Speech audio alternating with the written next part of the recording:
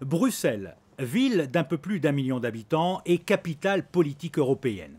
C'est le lieu où se côtoient les décideurs européens et les leaders d'opinion internationaux. C'est aussi la ville choisie par la principauté de Monaco pour lancer sa nouvelle campagne de communication. Les affiches aux couleurs monégasques sont présentes à l'aéroport de Bruxelles et dans les 3 gares de la capitale belge. Et le ministre d'État Michel Roger a présenté tous les détails de cette campagne à l'ancienne bibliothèque de Solvay à Bruxelles. Un bâtiment réputé en Belgique, fait de mosaïques, de bois précieux, de vitraux et de décors peints. L'objectif de cette campagne est de montrer combien les spécificités et les talents de la principauté peuvent être utiles et nécessaires à l'Europe.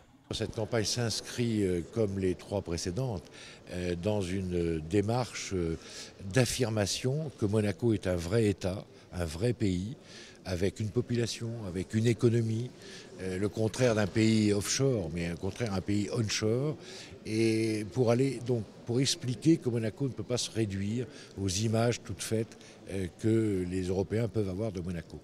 Donc ça s'inscrit dans cet ensemble, et cette année, la campagne porte sur l'apport de Monaco à l'Union européenne. Autrement dit, pour résumer, Monaco n'est pas un échappatoire à l'Europe, c'est au contraire une entrée dans l'Europe. L'attractivité de Monaco profite à toute l'Europe.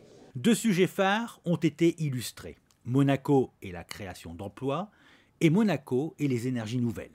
Et l'occasion pour le ministre d'État de rappeler que si Monaco est le plus petit État membre de l'ONU et le plus petit État du monde après le Vatican, Monaco accueille aussi 5000 entreprises et compte plus d'emplois que d'habitants. 50 000 emplois pour 36 000 habitants. Les actions de lobbying engagées à Paris vont désormais se poursuivre à Bruxelles par le biais de la représentation monégasque en Belgique. C'est donc Gilles Tonelli, ex-conseiller du gouvernement et ambassadeur de Monaco à Bruxelles, qui va assurer cette tâche. Le faire du lobbying à Bruxelles, c'est une de nos préoccupations depuis maintenant 2 ans que je suis en poste ici à Bruxelles. C'est quelque chose d'essentiel. Alors il y a plusieurs moyens de le faire et c'est vrai que cette campagne va pouvoir nous permettre de booster cette démarche et d'avoir on va dire une diffusion beaucoup plus large que ce qu'on peut avoir en le faisant personnellement avec mes collaborateurs auprès des instances européennes. Mais oui, c'est un travail important que de pouvoir dire aux Européens quelle est la réalité de Monaco, notamment à tous mes collègues de tous les pays de l'Union européenne. Comment est perçu justement Monaco ? Monaco est perçu, je pense, de manière assez positive. On n'est fâché avec personne, on a de difficultés avec aucun État. Et il y a des côtés qui sont quand même très, très bien vus par bon nombre de pays.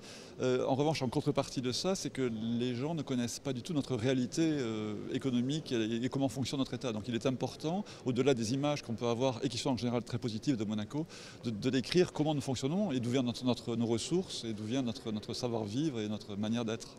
L'aéroport et les gares de Bruxelles ne sont pas les seuls moyens utilisés pour montrer que Monaco est un pays moderne, influent et responsable au cœur de l'Europe.